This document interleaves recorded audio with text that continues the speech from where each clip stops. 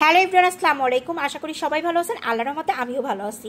আমি জানি এটা দেখে হয়তো বা অনেকে চিনবেন, আবার অনেকে চিনবে না। এটা ইজিলি একটা জিনিস, সেটা হচ্ছে লাউ শাকের গাছ থেকে ছোট ছোট লাউগুলা, যেগুলো থেকে লাউ হবে সেই ছোট্ট ছোট্ট লাউগুলা, এগুলা আম্মু নিয়ে আসছে সিরে খালামুনির বাসা থেকে। তার কারণ হচ্ছে আমার বড় ভাগ্নি আবদার করছে যে লাউ দিয়ে তেঁতুল দিয়ে সুন্দর করে মাখা করতে।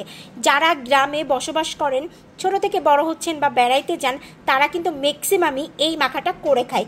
যেমন আমি আমার নানু বাড়ি বেড়াইতে যেতাম, দেখতাম আমার কাজিনরা এই মাখাগুলো করতেছে, আমার মামাতো বোন করতো, আর সাথে আমার বড় আপুও এক থাকতো। কিন্তু ওরা মাখা করে খাইতো, আমাকে কখনো দিত না, কারণ তখন আসলে আমি বুঝতাম না যে এইগুলা মাখা করে খাইতে অনেক বেশি টেস্ট লাগে এবং মজা লাগে। বাট ইদানিং এই মাখাটা আবার আমার বড় ভাগ্নি, ও গ্রামের বাড়ি বেড়াতে গিয়েছিল, মাখা করে খাইছে, আমাকে ভিডিওতে দেখাইছে, তখন আমার অনেক বেশি খেতে ইচ্ছা করছে।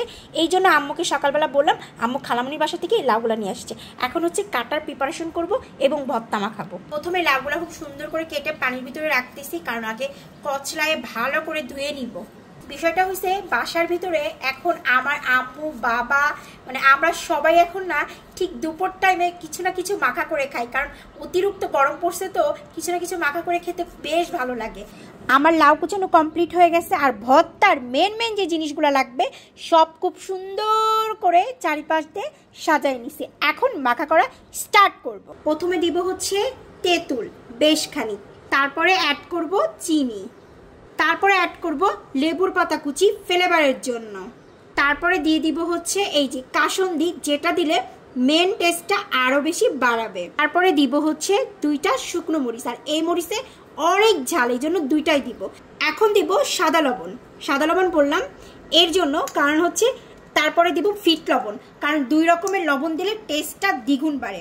এখন এইটাকে খুব ভালো করে মাখাবো, আর এইটাকে যখন 4 মিনিট মাখাবো না, উফ, আমার মাখাটা কমপ্লিট হয়ে গেছে। আমি খুব ভালো করে মাখাটা করছি, যে চিনি থেকে পানি ছাড়ছে, তেঁতুলটা ভালো করে চটকাই নিছি, এরকম একটা সুন্দর কালার আসছে, আর স্মেলটা জাস্ট দুর্দান্ত আসছে। এখন ফার্স্টে টেস্ট করাবো আমার আম্মুকে দিয়ে, কারণ আম্মু খুব এক্সাইটেড, তাই সে নাকি তার ছোটবেলায় এই ভর্তাটা প্রায় মাখা করে খেত। বাট আমার সৌভাগ্যে হয় নাই এতটা, আমি জাস্ট লাইফে একবারই খাইছি। সো এই নেক্সট সেকেন্ডবার হবে। চলেন আম্মুকে ট্রাই করে দেখি আম্মু কি বলে। দারুণ, ছোটবেলায় ফিরে গেছি। এত যে মজা হয়েছে ভর্তা, বলার বাহিরে।